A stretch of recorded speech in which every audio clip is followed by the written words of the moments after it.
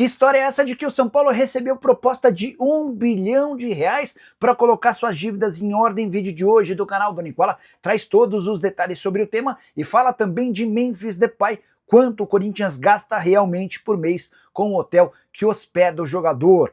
Bora te atualizar ainda sobre o Botafogo com mais um processo contra si na FIFA, tudo sobre Caio Jorge, que resolveu aumentar o bicho, pago a jogadores que lhe dão assistência. Tem ainda novidades importantes sobre Neymar, uma joia da base do Vasco, as últimas do mercado, bastidores, finanças e muito mais.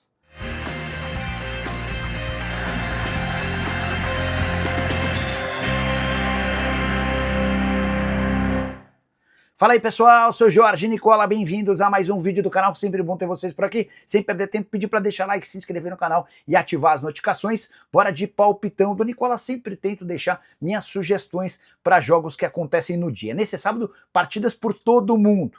E eu preciso da vitória do Benfica contra o Aves no Campeonato Português, da vitória do Al Nassr contra o Al Riyad no Campeonato Saudita e da vitória do Palmeiras contra o Fortaleza no Campeonato Brasileiro. Combinação bem acessível. E a odd de R$ 2,04, R$ 2,04 para você participar pegando exatamente esse bilhete. É super simples, tô deixando o link no comentário fixo, você clica, faz seu cadastro e automaticamente o bilhete já aparece para você fazer a sua fezinha no valor que bem entender. Combinado? Agora sim, bora começar o vídeo com aquele tradicional giro de notícias, e a primeira informação é sobre o Palmeiras, que reencontra 4 jogadores que passaram pelo Verdão no confronto contra o Fortaleza, marcado para esse sábado no Allianz Parque. São eles: Daverson e Breno Alves, autores de gol que valeram títulos de Libertadores, além do lateral esquerdo Diogo Barbosa e do goleiro Vinícius Silvestre, todos a serviço do Lion, Fortaleza que tenta deixar a zona de rebaixamento. Quero falar também sobre o River Plate, adversário do Palmeiras na próxima quarta-feira, jogo de volta da Libertadores. O River decidiu que vai poupar 8 titulares no confronto desse sábado contra o Atlético Tucumã, jogo do Campeonato Argentino. Marcelo Gallardo, técnico do River Plate, muito preocupado com o jogo da volta contra o Verdão. Para fechar o giro de notícias, registrar que Luizão, ex-zagueiro do São Paulo que pertencia ao West Ham, recentemente rescindiu seu contrato. Ele acaba de se acertar com o Criciúma no último dia permitido para inscrição de atletas desempregados, e o Luizão vai jogar a Série B do Campeonato Brasileiro. Hora de falar sobre o percentual das associações nas SAFs do futebol brasileiro. Por que eu estou trazendo esse debate? Durante a semana, o Conselho Deliberativo do Atlético Mineiro aprovou que o Galo, que hoje tem 25% das ações como associação em sua SAF, possa ter reduzido esse percentual para algo na casa dos 10%. Vale a lembrança de que o Atlético busca no mercado investidores que coloquem dinheiro. E aí eu quis entender como é que funcionam as outras SAFs no Brasil em relação aos percentuais. Contar que Bahia, Cruzeiro, Botafogo, todos têm só 10% das ações da SAF como associação. O restante é ligado aos investidores. Por exemplo, no Bahia, 90% das ações da SAF pertencem ao Grupo City, a associação ficou com 10%. No Cruzeiro, Pedro Lourenço comprou do Ronaldo Fenômeno 90% das ações e 10% seguem com a entidade. No Botafogo, a mesma coisa em relação ao Grupo Eagle, ou John Textor, como queiram, existe uma enorme briga entre as partes, mas 90% das ações da SAF do Botafogo são do Grupo Eagle e apenas 10% pertencem ao time de General Severiano. No Atlético, naquele acordo inicial, o Galo ficou com 25% das ações. Hoje, o sócio majoritário é Rubens Menin, que possui 48,1% das ações. O caso do Vasco é meio esquisito. Na teoria, a 777 havia adquirido 70% das ações, só que como ela pagou bem menos do que estava combinado, e a empresa praticamente faliu, dá para dizer que hoje a Associação do Vasco é dona de 69% das ações, enquanto a 777 detém 31%. Bora mudar de assunto e falar sobre uma joia da base do Vasco que pode ganhar sua primeira oportunidade no time principal justamente no clássico contra o Flamengo. E essa situação se torna ainda mais sui generis, porque o jogador em questão, o Helder, volante de 20 anos de idade, era atleta da base do Flamengo. Inclusive, pelo Fla, ele foi campeão da Copa do Brasil Sub-17 e campeão brasileiro Sub-20. Em 2023 ele deixa o Flamengo e se muda justamente para o Vasco, onde no Sub-20 tem bons números, mas no profissional ainda não conseguiu jogar. Chegou a ser relacionado para 2 partidas na equipe de cima durante o Campeonato Carioca, mas não foi utilizado. O para o clássico desse domingo entre Vasco e Flamengo no Maracanã, com mais de 50 mil ingressos vendidos, já dá para cravar que o Helder estará entre os relacionados. Deve ir para o banco de reservas e a gente aguarda para saber se o Fernando Diniz pretende utilizá-lo em algum momento. A presença do Helder entre os relacionados tem muito a ver com a condição física de atletas da posição. Thiago Mendes, Tietê e Jair são desfalques por causa de lesões e diante da escassez de volantes, o Fernando Diniz decidiu dar uma oportunidade ao menino. Quero falar agora sobre Neymar, notícia importante. O atacante de 33 anos de idade do Santos vai ficar fora da próxima lista de convocados da seleção brasileira. É que o Neymar sofreu uma lesão no reto femoral da coxa direita, período de recuperação de 4 a 12 semanas, ou seja, de 1 a 3 meses. Dessa maneira já dá para cravar que Carlo Ancelotti, pela terceira convocação seguida, não poderá chamar o Neymar. Nas duas primeiras, por opção do Ancelotti, não houve a convocação. Existia a expectativa de que na data FIFA do mês de outubro ele pudesse ser relacionado.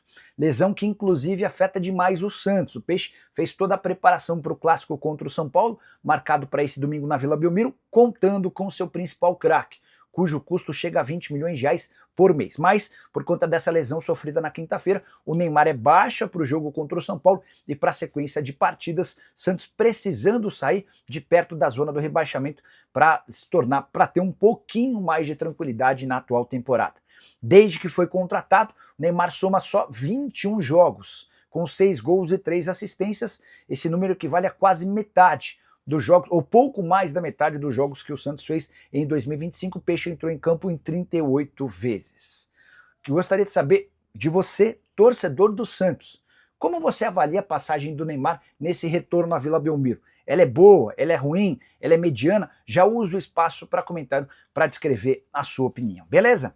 Quero falar agora sobre Caio Jorge, o artilheiro do Campeonato Brasileiro e da Copa do Brasil, resolveu aumentar o cachê que paga para jogadores que lhe dão assistência. Essa é uma novidade interessante que o Caio Jorge trouxe da Itália. Ele jogou por Juventus e Frosinone.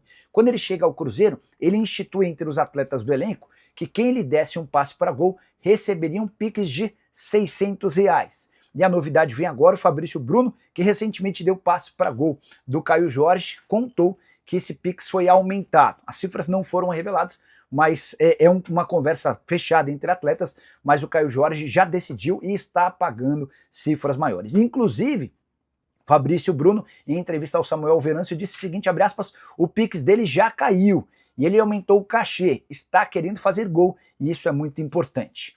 Temporada do Caio Jorge já é a mais artilheira da carreira dele, são 20 gols em 33 partidas. Ele ainda deu 5 assistências.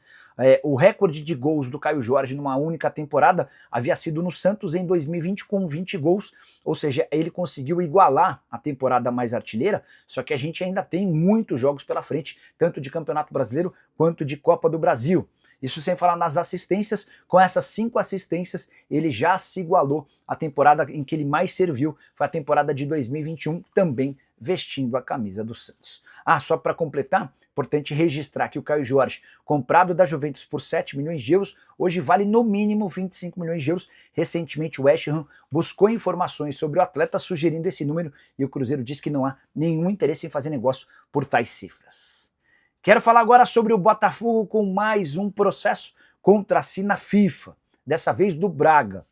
O Braga recorreu à FIFA para cobrar o pagamento da multa rescisória de Arthur Jorge. A pendência de 1 milhão de euros, ou mais ou menos 6 milhões e 200 mil reais.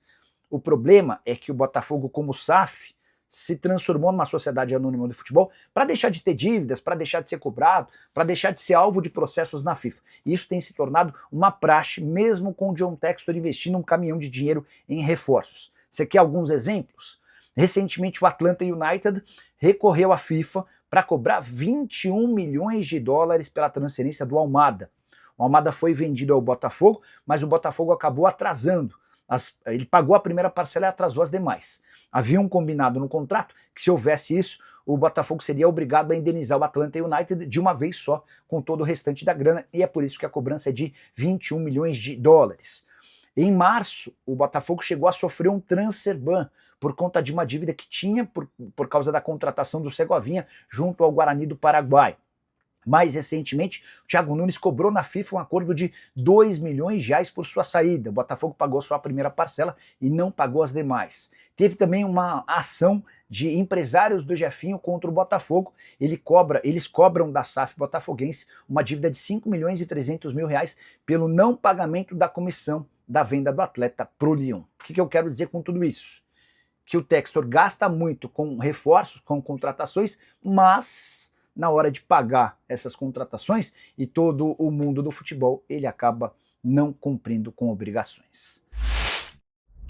Hora de falar sobre o São Paulo para te explicar que história é essa de que uma empresa anônima estaria disposta a colocar 1 bilhão de reais no tricolor para quitação de dívidas. Seriam 700 milhões de reais aportados logo de cara e mais 300 milhões de reais depois de 30 meses.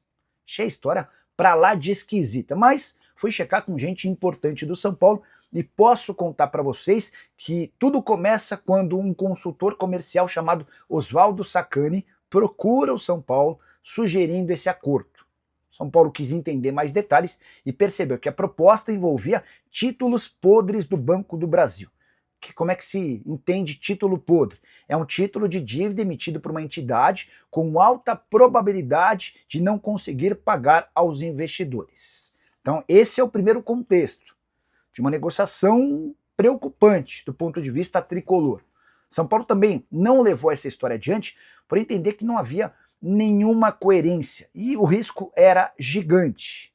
Quais seriam as contrapartidas? O que essa empresa ganharia? Enfim, São Paulo entendeu a ideia como uma grande furada e a descartou logo de cara. Foi por isso que o São Paulo investiu no FDIC, aquele fundo que já captou mais de 150 milhões de reais, e é também por isso que o São Paulo trabalha hoje com a ideia da consolidação de um fundo para a Cotia, que pretende captar 350 milhões de reais para contratar os principais atletas sub-20 do futebol na América do Sul. O que o Tricolor imagina a partir dessa notícia de 1 bilhão? Que é alguém querendo causar, tumultuar o ambiente, esse tipo de coisa. Não há a menor possibilidade de essa história avançar, até porque o São Paulo entende ela como a maior furada dos últimos tempos. O que você pensa sobre o tema? Já usa o espaço para comentário e registra a sua opinião, beleza? Quanto o Corinthians gasta por mês para hospedar Memphis Depay em uma das mais luxuosas coberturas do planeta? Esse assunto é super importante, até porque recentemente houve quem garantisse que o custo mensal do triplex no hotel Rosewood chega a 8 milhões de reais. Esse custo seria todo do Corinthians. Conversei com duas fontes importantes do Timão para tratar sobre o tema e posso assegurar que esse número de 8 milhões de reais não existe. Mas a conta é bem salgada. Corinthians desembolsa por mês 700 mil reais para manter o Memphis Depay hospedado nessa cobertura triplex, que foi eleita recentemente a melhor suíte do mundo pelo HD Awards. Ela conta com 1.100 metros quadrados, piscina com borda infinita, jardim com 20 espécies nativas e itens luxuosos. Importante destacar que o Corinthians não desconta nem sequer um centavo do salário do Memphis por conta desses 700 mil mensais, mesmo no contrato prevendo que ele ficaria numa casa. O Corinthians chegou a colocar à disposição dele uma casa no Jardim América e o Memphis não quis sair do hotel onde está hospedado desde que chegou ao Timão. Por que chegaram as cifras de 8 milhões de reais por mês? É porque essa cobertura onde o Memphis está pode ter diárias de até 265 mil reais. E aí o pessoal multiplicou esses 265 mil por 31 dias e chegou ao valor de 8 milhões de reais. O Corinthians fechou um pacote com o Rosewood, que é esse hotel, assegurando ao hotel 700 mil reais por mês. Número assustador, inviável. Você consegue contratar jogadores super importantes no futebol brasileiro pagando 700 mil reais por mês. É quanto o Corinthians desembolsa apenas com a hospedagem do atacante holandês, que ainda tem direito a uma cozinheira paga pelo clube, a 2 motoristas com carro blindado pagos pelo clube e paga também um imóvel de aluguel para o assessor de imprensa do Memphis Depay. Esse assessor também tem direito a mais um carro blindado e motorista. Como você vê todas essas cifras? É por isso que o custo final de Memphis Depay ultrapassa 6 milhões de reais por mês. Já deixa a sua opinião no espaço para comentário, só não esquece de deixar like, de se inscrever no canal. A gente se encontra assim que surgir notícia. Tchau.